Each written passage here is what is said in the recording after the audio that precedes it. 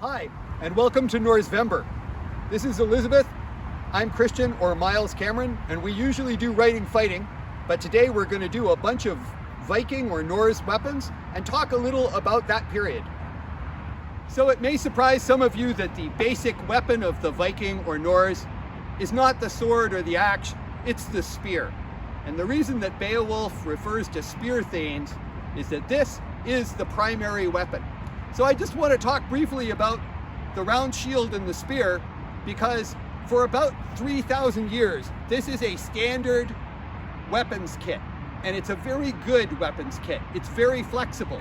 It gives you a weapon that you can use against horses, a weapon you can throw at close range, which is devastating, a weapon that you can stab overhand while remaining very protected by your shield, over the top of the shield, around the side of the shield, and even under, all very, very useful.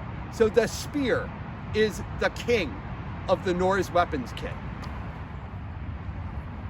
So this is more the sword you were expecting to see. This is actually an Anglo-Saxon-ish hilt with the swept down quillins, but across the Norse world there were all kinds of swords. The major point here is it's a broad flat blade. You can put it in your fist or put your thumb against it so that you can cut back with it. It's very utilitarian, and with a round shield, you can use it around the outside of your shield, around the rim, while keeping yourself covered to try and get your opponent's legs, get in his eyes, while you yourself remain uninjured. Well designed for what it does. So, truth in advertising, this is not a Norse sword. It has a Christian slogan on it. It was probably made by monks somewhere in the Carolingian Empire, like most Norse blades. And that's something it's worth knowing. Remember, they use Byzantine bows. They like their good German or French blades. But this sword is made for overhand cutting. It has a thrusting point. It's a little plainer and it has a better guard. But I can still use it in the traditional Norse way. So, the Carolingian sword, very common in your Norse equipment. So the unsung hero of the Norse weapons kit is the war knife, or the seax. Again, this is an Anglo-Saxon seax, but Beowulf actually kills the dragon with his war knife in the belly. It's something that most warriors would carry, and it also is a good, useful farm tool for splitting kindling, for prying things open. This is a standard thing that most farmers would probably carry every day and didn't even think of as military equipment till they needed it. But as a last-ditch weapon, or if you need to kill a dragon, this is your weapon. So part of the Viking weapons kit is the bow. And this is a Byzantine-style bow. It has scias that you would see on steppe horse archers. It's a different kind of bow than the Viking self-bow, but it's the bow I had available, and I didn't want to leave archery out. And that's a nice Hector Cole head, an actual killer head and not just a target head, which I'm going to fling down range at a target in a minute. But first of all, I wanted to talk about how, during Norsevember, how the Norse made use of every culture they contacted. The Byzantine or steppe archer bow is better than the self-bow or longbow that the Vikings usually used, and increasingly they had them in the 8th, 9th, and 10th centuries. So, a period arrowhead, a period bow. What I'm not going to do is a thumb draw. Instead, I'm going to do a good old-fashioned, more Western European draw.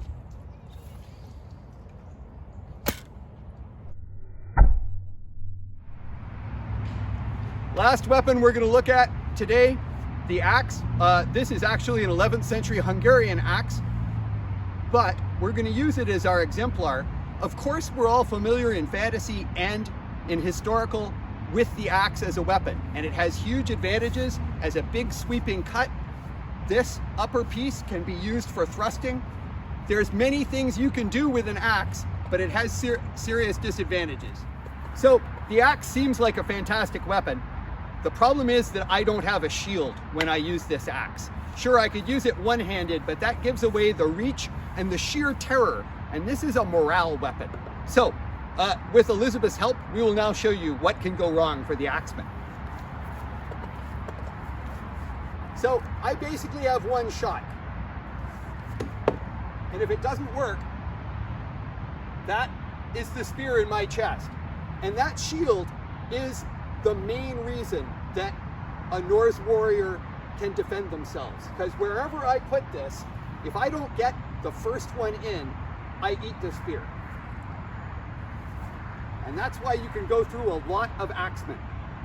So we hope you've enjoyed our Norsevember presentation from Writing Fighting. Just to close, a little bit about clothes. It's not all about weapons. So both of us are basically dressed as 11th century lowland or island Scots, which is a little different from Norse, but let's just roll through what we're wearing. Elizabeth. So I am wearing a hood trimmed with some tablet weaving trim and a long woolen gown with a linen shift underneath. And this is a relatively prosperous woman. Nobody knows why she's come out to fight today.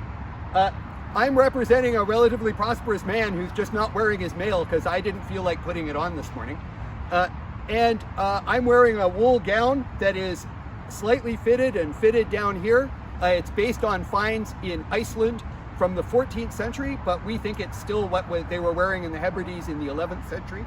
I'm wearing hose, and hose are very common in illustrations of the day in Anglo-Saxon England amongst the Carolingians, and we're both wearing hoods. And this is probably the most useful, practical garment of the Middle Ages, because on a wet day, it really keeps you dry, and when it really rains, you just pull it up over your hair and you're done.